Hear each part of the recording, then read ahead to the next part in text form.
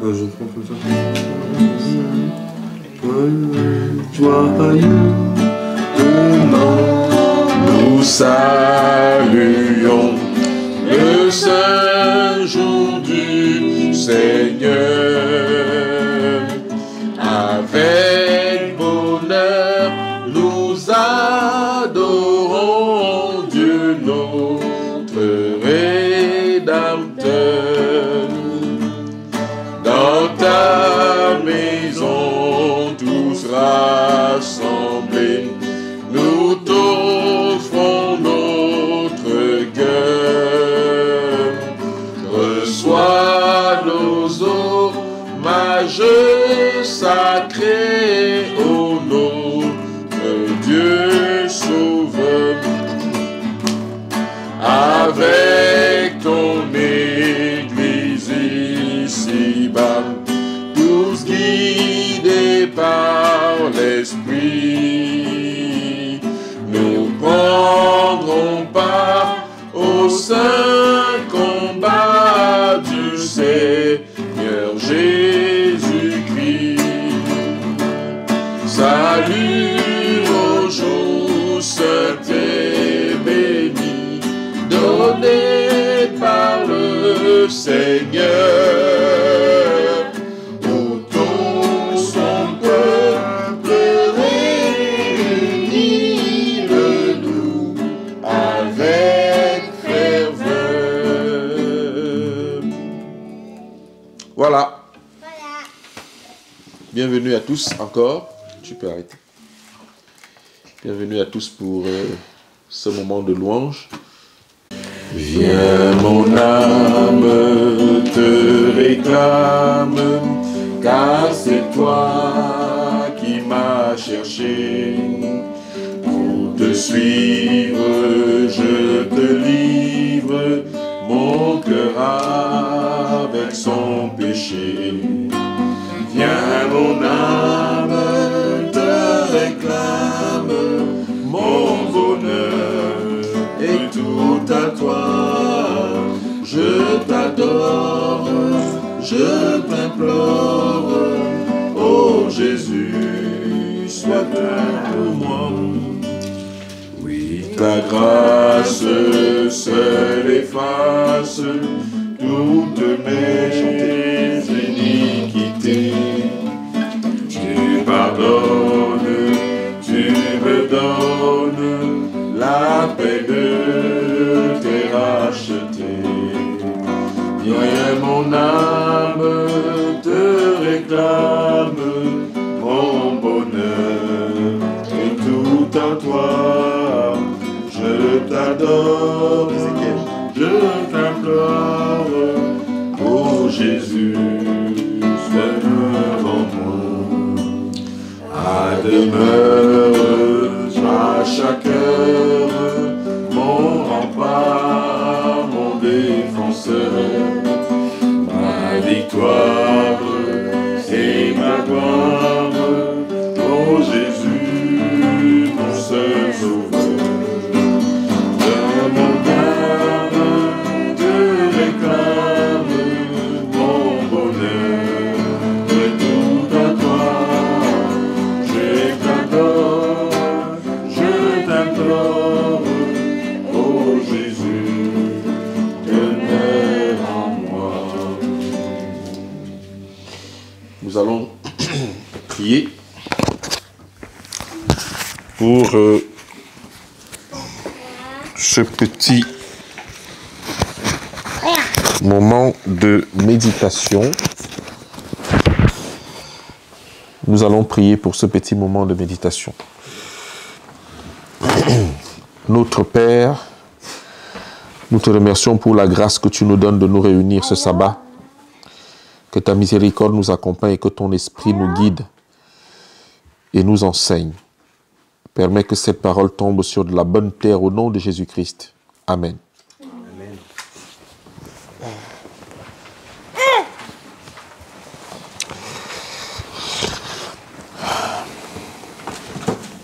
Je ne sais pas comment intituler le petit message de ce matin. Et j'aimerais vraiment attirer notre attention sur ce petit message-là. Que ce soit pour les adultes, que ce soit pour les enfants, que ce soit pour moi-même. J'aimerais vraiment que notre attention soit tirée sur ça. Est-ce qu'on peut éteindre les téléphones?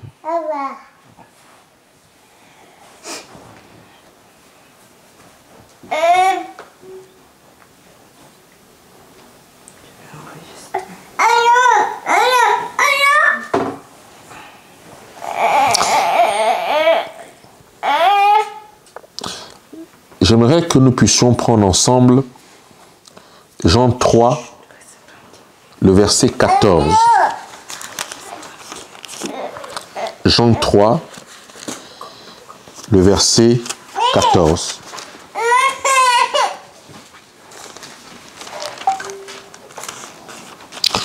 Jean 3, le verset 14.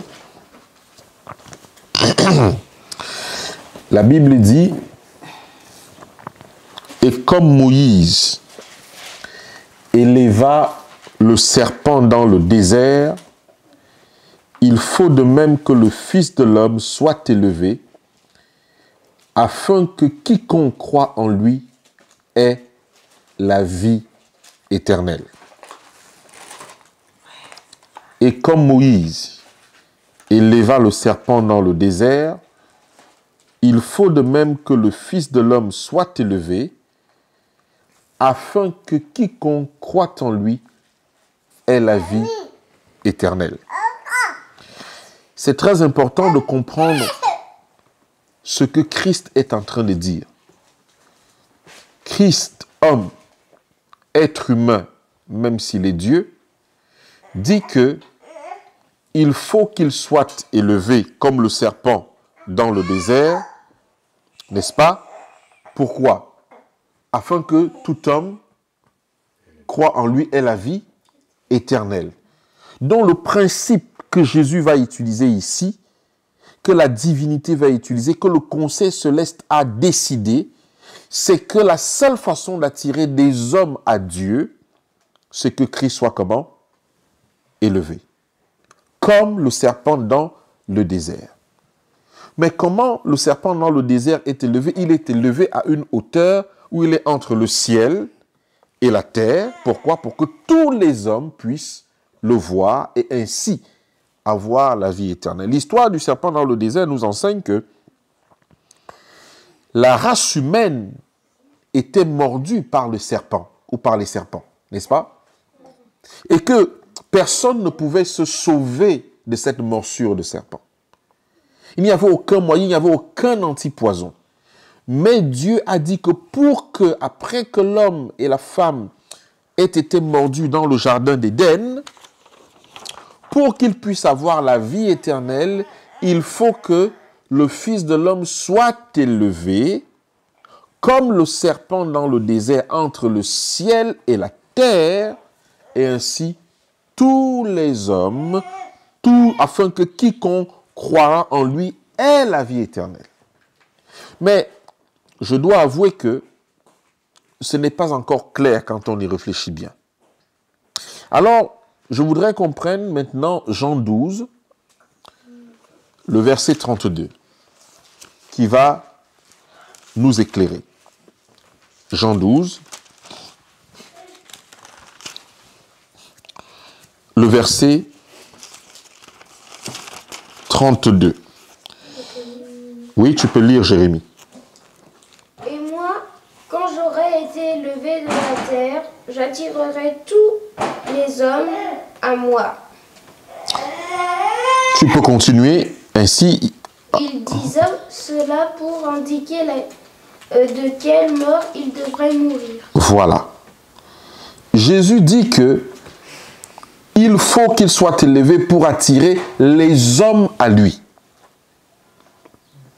Et là, il indique que, en parlant ainsi, il indiquait de quelle mort il devait mourir.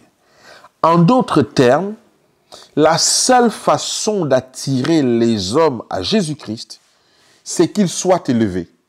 Et lui-même, il dit ici que quand il parle de l'élévation, c'est qu'il indique par quelle mort il devait comment?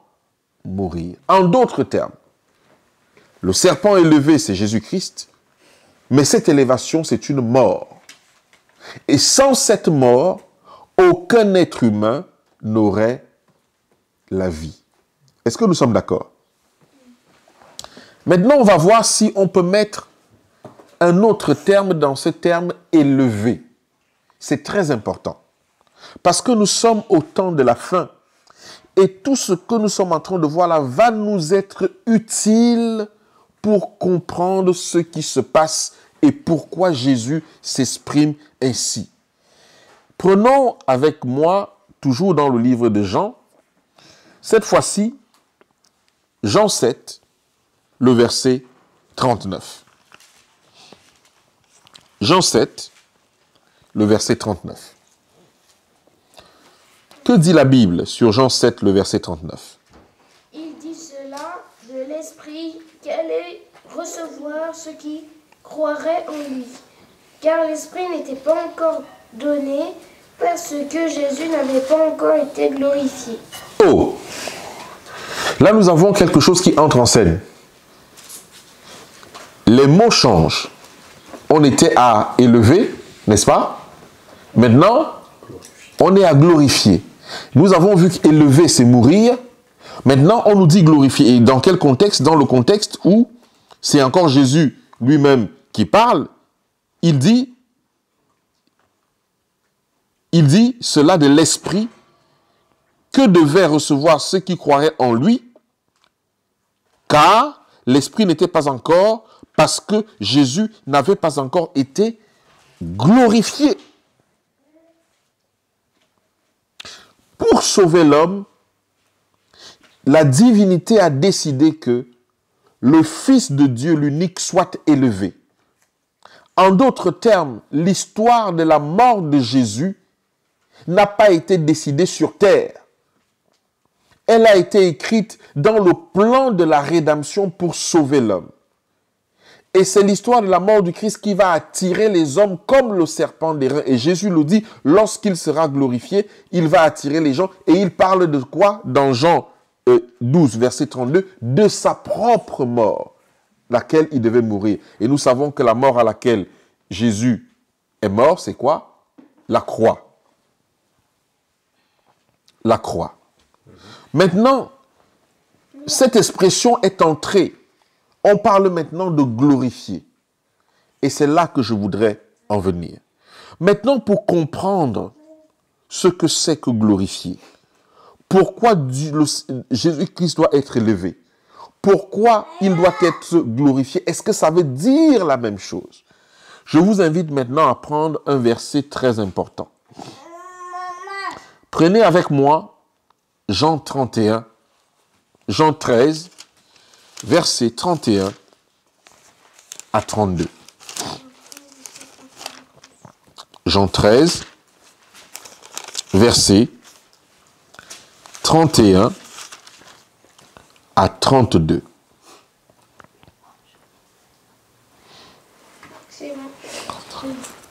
Un instant. Jean 13, versets 31 à 32. Alors, nous avons vu que l'Esprit, au moment où Jésus parlait dans Jean 7, 39, il parlait de l'Esprit, mais l'Esprit n'était pas encore donné. Pourquoi? Parce que Christ n'était pas encore glorifié. Parce que pour attirer les hommes, tous les hommes, il fallait que l'Esprit soit là. Alors, que nous dit Jean 13, verset 31?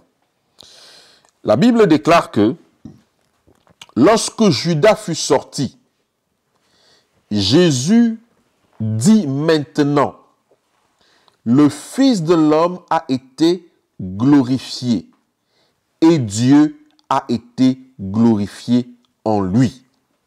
32. Si Dieu a été glorifié en lui, Dieu aussi le glorifiera en lui-même et il le glorifiera bientôt. En d'autres termes, à quel moment Jésus a été glorifié? Quand Judas est sorti. Je ne sais pas si vous me suivez jusqu'ici. À quel moment Jésus a été glorifié? Quand Judas est parti. Le texte est clair, n'est-ce pas? Quand il a dénoncé Judas. Lorsque Judas fut sorti, Jésus dit maintenant, le Fils de l'homme a été glorifié et Dieu a été glorifié en lui. Peut-être que nous devons prendre Jean 13 et comprendre ce qui s'est passé. Parce que aujourd'hui, nous allons passer des choses où nous devons nous souvenir du processus qu'a subi Jésus lui-même, de telle façon que si ces choses arrivaient à nous arriver, que nous soyons armés et sûrs que nous sommes dans le chemin étroit. Pourquoi? Parce que notre bien-aimé est passé par là. Si nous lisons bien le contexte, la Bible nous déclare dans Jean 13, pour placer le contexte, avant la fête de la Pâque, le verset 1, Jésus, sachant que son heure était venue de passer de ce monde au Père, et ayant aimé les siens qui étaient dans le monde, mit le comble à son amour pour eux. Pendant le souper, lorsque le diable avait déjà inspiré le cœur de Judas Iscariote, fils de Simon, le dessein de le livrer. Vous voyez ça? Jésus va être glorifié à partir d'une trahison. L'attraction de l'amour, le fait d'attirer des hommes à lui, va partir d'une histoire de trahison. La deuxième histoire de trahison que Jésus va subir. La première, il a déjà subi au ciel. La quatrième personnalité de la divinité, lorsqu'il créait cet individu, Dieu lui a donné tous les attributs. Il lui a donné tellement de pouvoir et de puissance que ce n'est pas lui qui devait trahir Jésus. Et alors, qu'est-ce qu'il va faire? Ce même Satan, qui était Lucifer, l'ange de lumière, va essayer de corrompre tous les anges du ciel et les retourner contre Jésus-Christ, qui les a tous créés avec bienveillance en leur donnant la liberté. Le prix de l'amour, l'attraction de l'amour, c'est la deuxième trahison que Jésus va subir. La glorification du Christ donc vient d'une histoire de trahison. Et Hébreu nous le dit, à quel moment le Père va convoquer les anges du ciel pour dire que vous devez adorer le Fils? C'est quand Satan a fait en sorte que le ciel se divise en deux. L'esprit de prophétie raconte qu'au départ, c'était 50% des anges qui étaient pour Satan. Mais à cause de la discussion dans le ciel, à cause de la discussion avec les autres anges, il n'est parti qu'avec un tiers. Mais c'était 50% au départ qui étaient pour Satan. Le texte continue en nous disant que Jésus, qui savait que le Père avait remis toutes choses entre ses mains, qu'il était venu de Dieu et qu'il s'en allait à Dieu, se leva à table, ôta ses vêtements et prit un linge dont il se ceignit. Ensuite, il versa de l'eau dans un bassin et il se mit à laver les pieds des disciples et à essuyer avec le linge dont il était saint. Il se mit à laver les pieds. Le verset 6. Il vint donc à Simon-Pierre et Pierre dit, « Toi, Seigneur, tu me laves les pieds. » Jésus répondit, « Ce que je fais, tu ne le comprends pas maintenant, mais tu le comprendras bientôt. » Pierre lui dit, « Non, jamais, tu ne me laveras pas les pieds. » Jésus lui répondit, « Si je ne te lave, tu n'auras point de part avec moi. Simon-Pierre lui dit, « Seigneur, non seulement les pieds, mais encore les mains et la tête. » Jésus lui dit, « Celui qui est lavé n'a pas besoin de se laver les pieds. » Celui qui est lavé n'a pas besoin que de se laver les pieds pour être entièrement pur, et vous êtes purs, mais non pas tous. Pourquoi la Bible dit que vous êtes purs, mais non pas tous? Parce que nous avons déjà vu quelque part que, sachant que son heure était venue, il y avait quelqu'un qui a déjà fait une certaine alliance illicite avec l'extérieur pour trahir Jésus. L'histoire de la rédemption est une histoire de trahison. Alors, continuons. Le verset 11 dit, « Car il connaissait celui qui le livrait. » C'est pourquoi il dit, « Vous n'êtes pas tous purs. » J'aimerais m'arrêter ici pour que nous puissions comprendre ce que c'est que l'attraction de l'amour. Lorsqu'on dit que Dieu est amour, ce sont des mots pour des personnes. Ce sont que des prédications. Ce sont des plaidoiries. Mais le Dieu qui est amour a un principe fondamental de sauver la race humaine jusqu'au plus méchant d'entre nous. Car il connaissait celui qui le livrait. C'est pourquoi il dit, vous n'êtes pas tous purs. Mais celui qui le livrait était où? Il était là. Il était avec Jésus. Il lui a lavé les pieds. Et nous avons vu que l'histoire de la rédemption commence par une histoire de trahison, c'est-à-dire que celui qui a tout reçu beaucoup plus que les autres, c'est lui qui trahit. Il marche avec Jésus. Il parle avec Jésus. Il est même l'un des plus proches collaborateurs de Jésus. Mais c'est lui qui amène la trahison. La Bible dit, l'amour ne soupçonne point le mal. Les gens qui parlent de l'amour aujourd'hui ne se rendent pas compte qu'ils sont en train de donner un faux message aux gens. Parce que leur propre vie ne manifeste pas ce qu'ils sont en train de dire.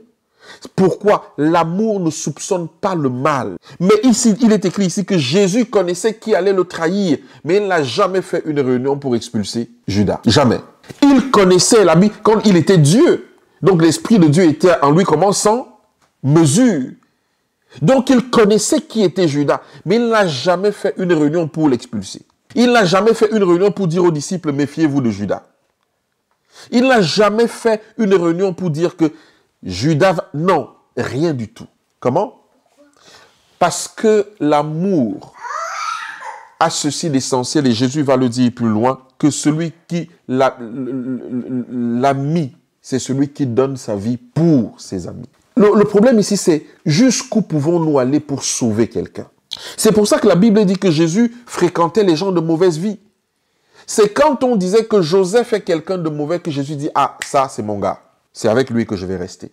Et c'est pour ça que les pharisiens ne comprenaient pas le principe de l'amour, parce que l'amour consiste à aller vers ceux qui ont des soucis, vers ceux qu'on dit que non, ça c'est la prostituée, ça c'est la femme samaritaine, ça c'est un meurtrier, ça c'est tel, ça c'est là que Jésus dit, ok, c'est là que je vais faire ma demeure. C'est là que je vais rester. Si nous ne comprenons pas ce principe, comment allons-nous prêcher l'évangile de la fin des temps qui exige le choix? À quel moment quelqu'un est ton ami? Parce qu'il te comporte bien? Donc le jour où il se comporte mal, il n'est plus ton ami. À quel moment quelqu'un est ton frère? Lorsqu'il se comporte bien, le jour où il se comporte mal, il n'est plus ton frère. Ce sont des véritables questions qu'il faut se poser. Jésus ne nous a jamais dit que nos ennemis vont nous aimer. C'est plutôt ce que je voulais dire. Jésus ne nous a jamais dit que nos ennemis vont nous aider, mais il nous dit, aimez vos ennemis. À quel moment quelqu'un cesse d'être ton ami ou ton frère? Est-ce que c'est parce qu'il a un désaccord avec toi qu'il n'est plus ton frère? Est-ce que c'est parce que vous ne partagez pas, vous n'êtes pas d'accord sur tout qu'il n'est plus ton frère? Jésus a montré par la prédication de l'amour, et c'est pour ça que nous parlons de l'agapé aujourd'hui, l'agapé de Dieu, parce que Jésus a montré que il était amour même pour ceux qui nous voulaient du tort et dont il connaissait réellement que ces gens me veulent du mal. Ce sont de grandes leçons. Comment? De grandes leçons à tirer. Ce sont de grandes leçons à tirer, Jérémie. Et je remercie le Seigneur que tu comprennes ça. Il y a une puissance dans cet amour qui donne tout pour sauver quelqu'un dans sa bêtise. Tout le monde s'éloigne de vous. Qui va donc te sauver si tu es vraiment en erreur? Comment vas-tu revenir? Si tu as ton épouse, si tu as tes enfants, si tu as... Comment ces gens vont revenir si tu ne plantes pas le principe de l'agapé. Continuons notre lecture.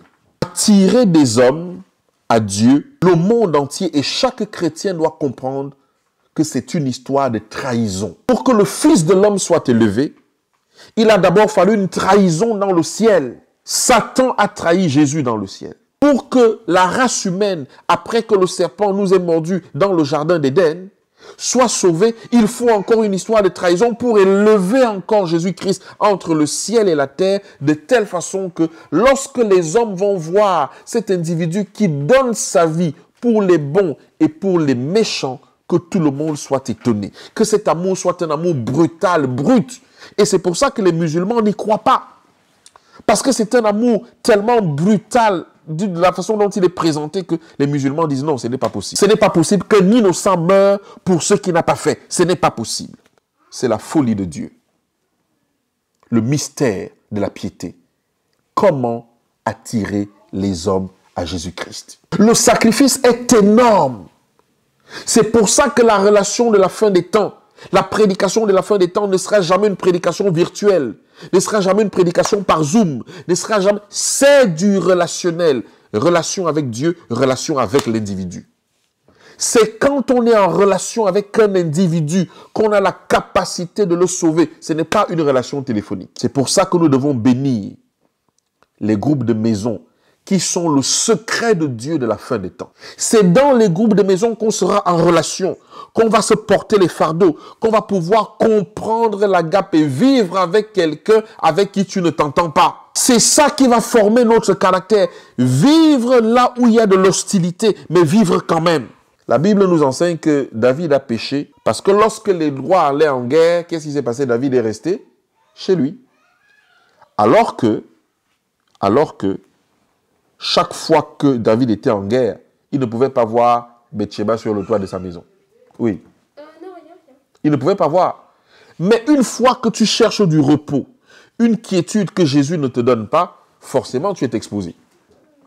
Je ne sais pas si les choses que je suis en train de dire sont graves, mais la Bible nous enseigne que l'histoire de la trahison est l'histoire qui attire des hommes à Christ.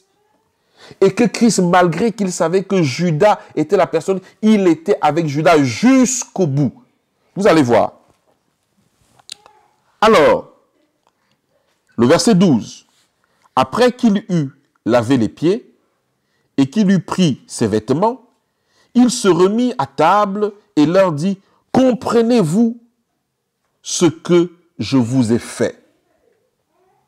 Vous m'appelez maître et seigneur. Et vous dites bien, car je le suis. Si donc je vous ai lavé les pieds, moi le Seigneur et le Maître, vous devez aussi vous laver les pieds les uns les autres, car je vous ai donné un exemple afin que vous fassiez comme je vous ai fait. Le problème ici, c'est que nous nous arrêtons au symbole du lavement des pieds, mais sans comprendre ce que Jésus voulait dire. L'amour consiste à être maître, mais volontairement à devenir serviteur. L'amour qui va sauver les gens, l'amour que les gens vont voir comment Christ est élevé, c'est l'amour qui t'octroie une position naturelle, mais où tu choisis de devenir serviteur. L'amour où le maître lave les pieds des serviteurs, en d'autres termes, l'amour où tu n'as rien fait, mais c'est toi qui demandes pardon. L'amour où l'on t'accuse injustement, mais c'est toi qui restes disponible pour arranger. Le symbole du lavement des pieds n'est pas forcément accroché au symbole du repas du Seigneur, parce que c'est un acte qui demande beaucoup d'humilité. Et c'est ce que Jésus voulait montrer, parce qu'il leur posait la question. Il se posait la question, alors même qu'ils étaient dans ce truc-là, avec Jésus qui vient de leur dire, je vais m'en aller, il se posait la question, qui est le plus grand? On est plus grand par rapport à quoi? Par rapport à ce qu'on fait, par rapport à ce qu'on dit, ou par rapport à ce qu'on représente? Non. Le texte continue. En vérité, au verset 16, je vous le dis. Le serviteur n'est pas plus grand que son maître, ni l'apôtre plus grand que celui qui l'a envoyé. Si vous savez ces choses, vous êtes heureux. pourvu que vous les pratiquiez. C'est un conseil que Jésus nous donne. Et je dois dire aujourd'hui que lorsque les gens ont des soucis et qu'ils s'entendent à réparer au nom de Jésus-Christ, ils doivent faire le lavement des pieds. Même sans repas du Seigneur. C'est un symbole que Jésus nous enseigne. Ils doivent faire le lavement des pieds. C'est un symbole. Alors, nous continuons le texte pour arriver au verset 31 et 32. Le texte dit, « Ce n'est pas vous, ce n'est pas de vous tous que je parle. Je connais ceux que j'ai choisis. Mais il faut que l'Écriture s'accomplisse. Celui qui mange avec moi le pain a levé son talon contre moi. » Jésus montre clairement qu'il connaît la situation intérieure du groupe. Il connaît la situation, il dit que je ne vous ai pas tous choisis. Mais comment Judas s'est trouvé là? Jésus aurait pu lui dire, non, je ne t'ai jamais appelé, mais comment il s'est trouvé là? On a vu quelque part que lorsqu'il appela les deux, il appela Judas. Mais lorsqu'on va lire l'esprit de prophétie nous fait comprendre que ce sont les disciples qui ont imposé Judas à qui? À Jésus. Je voudrais nous dire ici clairement, pour avoir vécu la situation, nous devons vraiment demander à Dieu de nettoyer notre entourage des mauvaises rencontres et des mauvaises personnes qui peuvent nous amener beaucoup plus de mal que de bien. Jésus n'a pas choisi Judas. Sont les disciples qui ont dit à Jésus que c'est un gars intellectuel, il est ceci, il est ça. Il faut le choisir. Et souvent, nous avons beaucoup de problèmes aujourd'hui parce que dans notre entourage, dans nos amitiés, nous n'avons pas tamisé par la prière les gens qui sont proches de nous. Nous ne les avons pas tamisés. Et souvent, nous avons des conséquences innombrables parce que nous n'avons pas tamisé ces gens dans la prière. Je vous assure, depuis que je suis dans le ministère, je l'ai compris à mes propres dépens. J'avais un ami qui me disait toujours, non, non, non, non, non, nous devons rester peu, nous devons rester que tous les deux. Je n'acceptais pas. Mais aujourd'hui, avec beaucoup de larmes, je me dis oui. Celui qui a beaucoup d'amis les a pour son malheur. Jésus, connaissant la situation, dit clairement, je ne vous ai pas tous choisis. Parce que je sais ce qui est en train de se passer. Mais malgré tout, l'agape fait qu'il espère que cette personne va être changée. Alors, nous sommes presque à la fin. Il dit au verset 20, « En vérité, je vous le dis, celui qui me reçoit, en vérité, je vous le dis, celui qui reçoit, celui que j'aurai envoyé, me reçoit, et celui qui me reçoit, reçoit celui qui m'a envoyé. » La Bible dit au verset 21, « Ayant ainsi parlé, Jésus fut troublé à son esprit. Et il dit expressément, en vérité, je vous le dis, l'un de vous me livrera. » Et les disciples se regardaient les uns les autres, ne sachant de qui ils parleraient. Un des disciples, celui que Jésus aimait, était couché sur le sein de Jésus. Simon-Pierre lui fit signe de demander qui était celui dont parlait Jésus. Et ce disciple, étant penché sur la poitrine de Jésus, lui dit, « Seigneur, qui est-ce » Jésus répondit, « C'est celui à qui je donnerai le morceau trempé. » Et ayant trempé le morceau, il donna à Judas, fils de Simon Iscariote. La nourriture a toujours été un puissant vecteur de l'agapé. Un puissant vecteur de l'agapé. Ce que je veux dire ici, c'est que jusque-là, les disciples ne comprennent pas. Mais à partir de la nourriture, Jésus va montrer que nous devons donner à manger à nos ennemis. Non seulement Jésus a lavé les pieds de Judas, connaissant qui il était, mais Judas va participer à ce que l'on appelle la Sainte Seine, alors même que dans son cœur, il a déjà résolu de trahir le Christ. Nous devons être conscients, mes frères, mes sœurs, que l'histoire de la fin des temps, l'histoire de la rédemption, attirer les hommes à Jésus, c'est une histoire de trahison d'un ami proche. d'un frère, d'un collaborateur. Si cet agapé ne rentre pas dans nos vies, alors nous aurons beaucoup de soucis à affronter les assauts de Satan à la fin des temps, parce que Jésus nous a déjà dit que nous allons être trahis par les nôtres. C'est pour ça que maintenant nous devons faire la prière de Gédéon. Seigneur, mets-moi en contact avec les gens avec qui je pourrais aller en sécurité. Je sais que s'il m'arrive un problème aujourd'hui, vous tous, vous savez qui appeler en premier. Et je sais que cette personne, dès qu'elle va entendre ça, elle va se lever. Quel que soit ce qu'elle sera en train de faire, elle va se lever. Et cette personne sait aussi que s'il lui arrive quelque chose, quel que soit l'endroit où je me trouve dans le monde, à moins que je ne peux pas venir, je serai là. Parce que mon frère ou ma sœur a un souci. C'est ce truc-là que Jésus est en train de vouloir faire. Nous montrer avec qui nous devons marcher. Quelqu'un qui va te soutenir dans l'armée, quand vous allez dans la légion étrangère, dès qu'on tire sur quelqu'un, la devise c'est que on ne laisse pas, comment ils appellent ça? C'est ce que je disais. Oui. On ne laisse pas un soldat par terre. Un frère d'armes. On ne laisse pas un frère d'armes par terre. On ramène même sa dépouille. Même sa dépouille, même si nous devons mourir pour amener sa dépouille, on va le ramener. Et si en le sauvant, nous mourrons tous, nous mourrons tous. On ne laisse pas un frère d'armes par terre. C'est je ne sais pas comment faire pour faire comprendre ça aux gens qui nous écoutent, avec lesquels on ne laisse jamais un frère d'armes jusqu'au bout. Jésus n'a pas laissé Judas par terre. Jusqu'au bout. Judas ne meurt pas parce que Jésus n'a rien fait. Jésus est allé jusqu'au bout en lavant ses pieds, en prenant la Sainte Seine avec lui, sachant que c'est lui le meurtrier.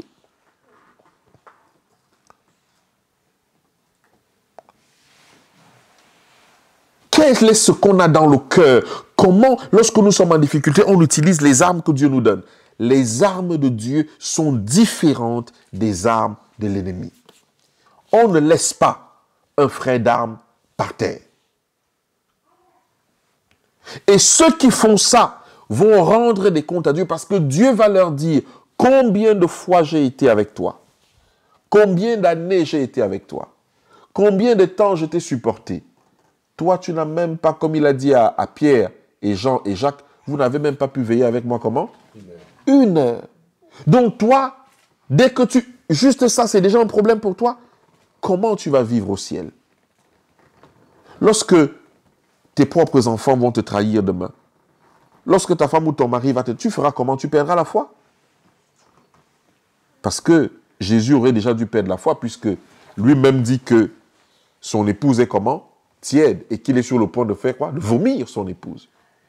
Est-ce que Jésus a perdu la foi? Non. Nous allons à la fin. Nous allons à la fin. Au verset 26, Jésus répondit, « C'est celui à qui je donnerai le morceau trempé. » Et ayant trempé le morceau, il le donna à Judas, fils de Simon, l'Iscariote. Dès que le morceau fut donné, Satan entra dans Judas. Jésus lui dit, « Ce que tu fais, fais-le promptement. » Est-ce que vous avez vu ici qu'il s'est engagé un discours avec Judas? Mais Judas, tu ne comprends pas, avec tout l'amour que je t'ai donné, pourquoi tu fais ça? Non. Jésus n'interfère pas sur la liberté de conscience de qui que ce soit. Le but de Jésus, c'est de nous apprivoiser. Nous amener à comprendre que être avec lui est meilleur que de le trahir pour 30 pièces d'argent. Et lorsqu'il a dit encore à Judas, il y avait encore la possibilité pour Judas de ne rien faire. Mais Judas, la Bible nous dit que lorsqu'il a mangé le pain, puisque son cœur était disposé, qu'est-ce qui s'est passé? Satan est comment? Rentré en Judas. Si vous lisez l'esprit de la prophétie, vous allez comprendre comment, à un moment donné, Satan veut se repentir au ciel. Et Jésus lui dit, « Mon Père et moi, la divinité accepte toujours la repentance, comme d'ailleurs nous avons accepté des autres anges. Mais tu ne peux plus occuper la même position. Voilà ça, comment Satan va dire, non, finalement, je n'accepte plus rien du tout de ta proposition. L'amour va jusqu'au bout. Un jour, mon pasteur m'a dit, et j'habitais déjà ici, que si tel frère vient dans ta maison parce qu'il a fait un procès contre l'Église, je ne mets plus les pieds chez toi et tu verras, ce sera terminé pour toi. Heureusement, c'est ce qui s'est passé, ça en a été terminé pour moi. Mais moi, j'ai pris ma décision parce que je me suis dit, même si cet homme-là était en prison, j'irai lui rendre visite. Pourquoi? Parce que c'est un frère. Et ce n'est pas parce qu'il a fait ou il n'a pas fait ça que ça cesse d'être mon frère. Et Dieu seul sait comment j'en ai empathie par sa grâce. Dès que le morceau de pain fut donné, Satan entra dans Judas. Jésus lui dit, ce que tu fais, fais-le promptement. Mais aucun de ceux qui étaient à table ne comprit pourquoi il lui disait cela. Car quelques-uns pensaient que Judas avait la bourse. Jésus voulait lui dire, achète ce dont nous avons besoin pour la fête et qu'il lui commandait de donner quelque chose aux pauvres. Judas, ayant pris le morceau, se hâta de sortir dans la nuit. Mes frères, mes sœurs, je voudrais m'arrêter ici pour dire ceci. L'attraction de l'agapé, la glorification de Jésus-Christ, dont chacun aime à dire, Jésus, le Fils de Dieu, m'a sauvé, le Fils de Dieu m'a fait ceci. Cette attraction-là part d'une trahison. Nous aimons Jésus aujourd'hui parce qu'il a été trahi et parce qu'il a choisi de se donner lui-même pour les autres que nous pouvons l'aimer aujourd'hui. Le principe de la foi de Jésus ne consiste pas en croire à ce que Jésus a fait, mais consiste à vivre les mêmes choses que Jésus a vécues. Voilà le principe de la foi de Jésus. Lorsque la marque de Dieu est définie en disant que c'est ici la persévérance des saints. Persévérer dans quoi? Dans ce que Jésus a vécu. C'est ici la persévérance des saints. Donc dans la marque de Dieu, il y a la persévérance. De ceux qui gardent les commandements de Jésus, comme Jésus avait les commandements en lui-même, et qui ont la foi de Jésus, c'est-à-dire qui vont vivre et pratiquer ce que Jésus a pratiqué, ce sont ceux-là qui ne sont pas dans des paroles, mais dans des actes. La majorité d'entre nous, face à cette description, nous tombons tous comme des petits pains devant ceci. Pourquoi? Parce que à un moment donné, le moi est tellement supérieur que nous ne voulons plus faire quoi que ce soit. Et nous sommes tous coupables de cela. Attirer des hommes, la gloire de Jésus-Christ. Lorsqu'il dit, alors prenons ceci, nous avons presque fini, le verset 31.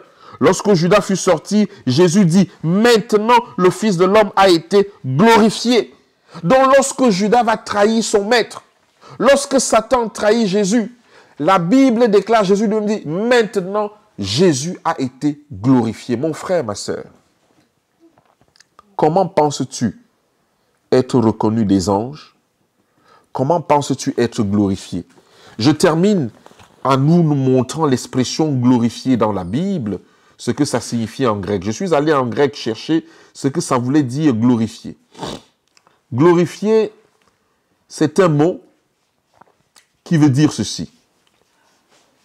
Exalté, magnifié. Le mot c'est mégaluno en grec. Exalté, magnifié, métaphoriquement, mettre en évidence. Le deuxième sens, c'est juger ou déclarer grand. Le troisième, ou déclarer grand, estimer hautement, vanter, louer. Le troisième sens, c'est recevoir gloire et louange. Comment Jésus a reçu la gloire et la louange? C'est grâce à une trahison. comment Jésus t'attire, comment Jésus est élevé entre les cieux et la terre, pour que tous les hommes, dans quelques coins du monde qui se trouvent, voient Jésus et disent, mais quel est cet homme qui a donné sa vie pour ma vie? C'est une trahison d'un proche, d'un frère, d'un collaborateur, qui fait en sorte que vous soyez attirés à Jésus, que je sois attiré à Jésus, que les ennemis soient attirés à Jésus, que tout le monde entier soit attiré à Jésus. C'est grâce à une histoire de trahison.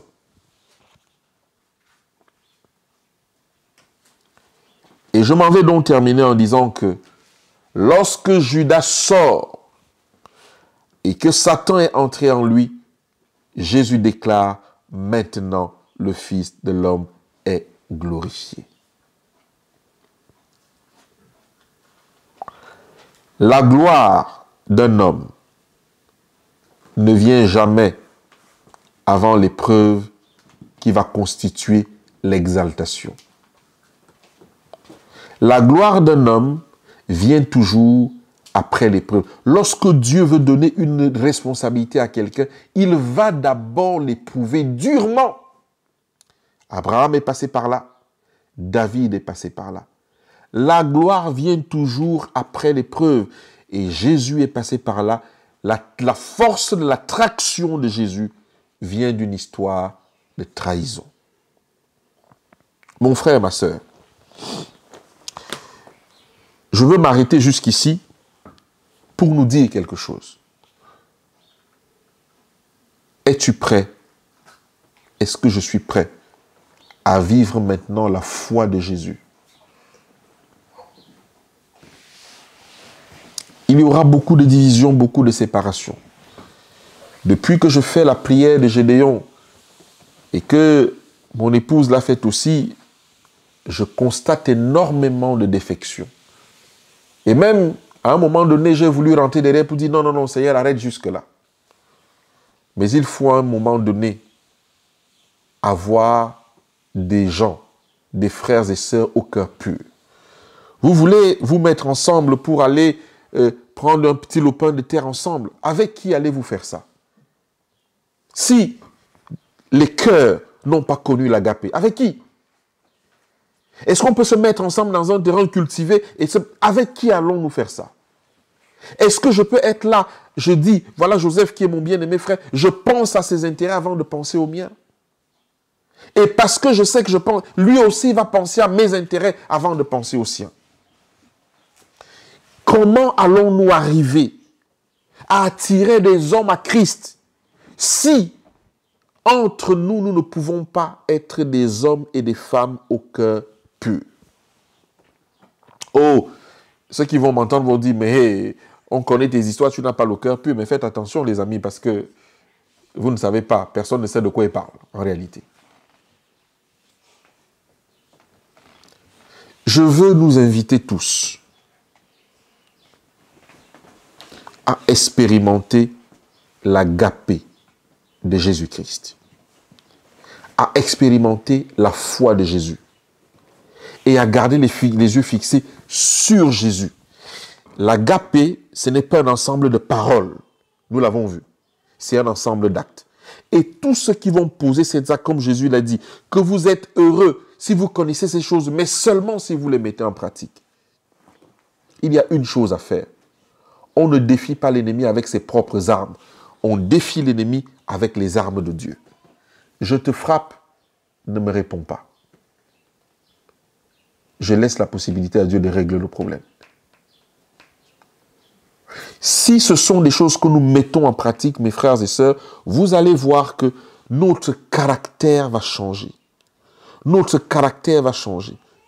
Et depuis que, par la grâce de Dieu, avec la souffrance, j'ai appris à ne plus répondre promptement, à ne plus parler, je vois comment l'ennemi s'agite. Pourquoi? Parce que, en parlant, je vais mettre en évidence les armes de Satan. Or, Jésus me dit non, c'est pas comme ça qu'il faut faire. Mais le problème, c'est que lorsqu'il me dit non, ça atteint mon moi. Donc, il faut que mon moi arrive à mourir. La force d'attraction de Jésus vient d'une histoire de trahison. prions le Seigneur pour que nous puissions entrer dans la foi de Jésus. Et une fois que nous serons dans la foi de Jésus, nous allons donc comprendre pourquoi il faut prier pour nos Judas, à chacun d'entre nous. Et nous allons comprendre que la clé de la glorification se trouve en Judas. C'est Judas qui donne la possibilité à Christ d'être glorifié. C'est pas ce qu'on a lu dans le texte, les frères? Hein? Oui? Non, on a lu ça. On a lu ça où? Lorsque Judas, le verset 31, lorsque Judas fut sorti, Jésus dit, maintenant le Fils de l'homme est comment? A été comment? Glorifié. La sortie de Judas, c'est la glorification de Jésus. En d'autres termes, si tu n'as pas de Judas dans ta vie, comment vas-tu être glorifié? C'est Judas qui permet la glorification de Jésus qui nous attire autant aujourd'hui.